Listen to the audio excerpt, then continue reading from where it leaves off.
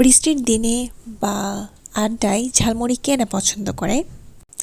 আজ আমি একটু অন্যভাবে ঝালমুড়ি তৈরি করে দেখাবো। আশা করি আপনাদের ভালো লাগবে।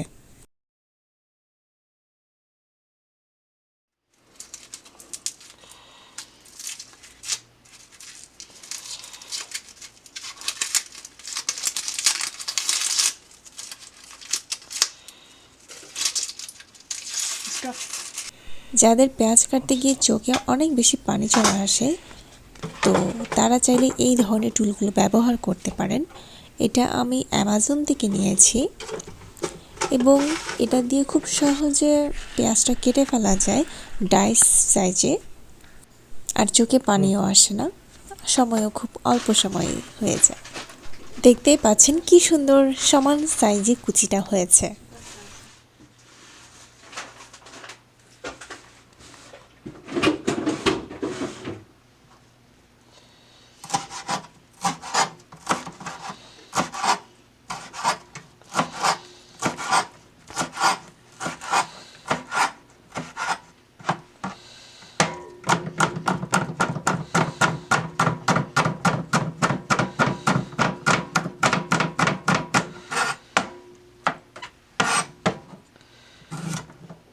শসাটা চাইলে আপনারা এর চামড়াটা ফেলে তারপর কুচি করতে পারেন, অথবা চামড়া সহ খেতে পারেন। It's up to you.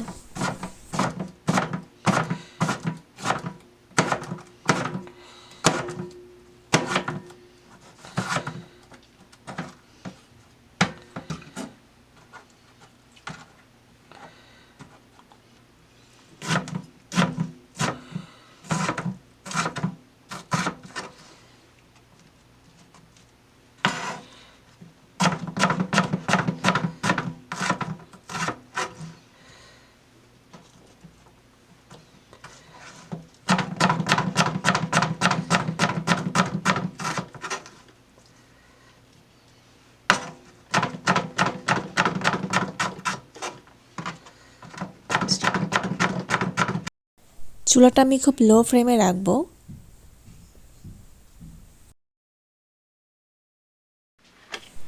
প্যানটা গরম হলে এরপর এর মধ্যে দেব সরিষার তেল।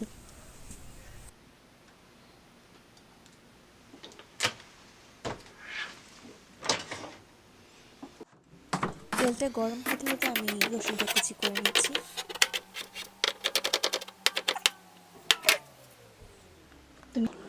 তেলটা গরম হওয়ার সাথে সাথে রসুন কুচিটা দিয়ে দিতে হবে।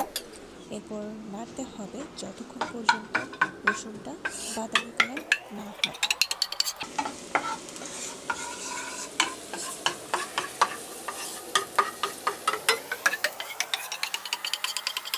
তো রসুনটা হালকা বাদামি হয়ে এসেছে। তো এখন আমি এই পর্যায়ে দিয়ে দিব মুড়ি। মুড়িটা আপনারা আপনাদের আন্দাজ মতো দিবেন, যেহেতু আমরা দুজন মানুষ এবং আমরা ঝালমুড়িটা অনেক বেশি খাই, তো সেক্ষেত্রে আমরা সেই অনুযায়ী দিলাম। এরপর মুড়িটা দেওয়ার পর আবার নাড়তে হবে, যাতে সম্পূর্ণ মুড়িতে এই সরিষার তেলটা লেগে থাকে। মনে রাখতে হবে চুলা কিন্তু খুবই লো ফ্লেমে থাকতে হবে, যাতে মুড়িটা পুড়ে না যায়। এখন দিয়ে দিচ্ছি চানাচুর। মনে রাখতে হবে চানাচুরটা কিন্তু মুড়ির 3 ভাগের 2 ভাগ হতে হবে। চানাচুর দিয়ে মুড়িটা নাড়াচাড়া করতে হবে এবং কিছুক্ষণ পর দেখতে হবে মুড়িটা ক্রিস্পি হয়েছে কিনা। যদি ক্রিস্পি হয় তাহলে চুলা বন্ধ করে দিতে হবে।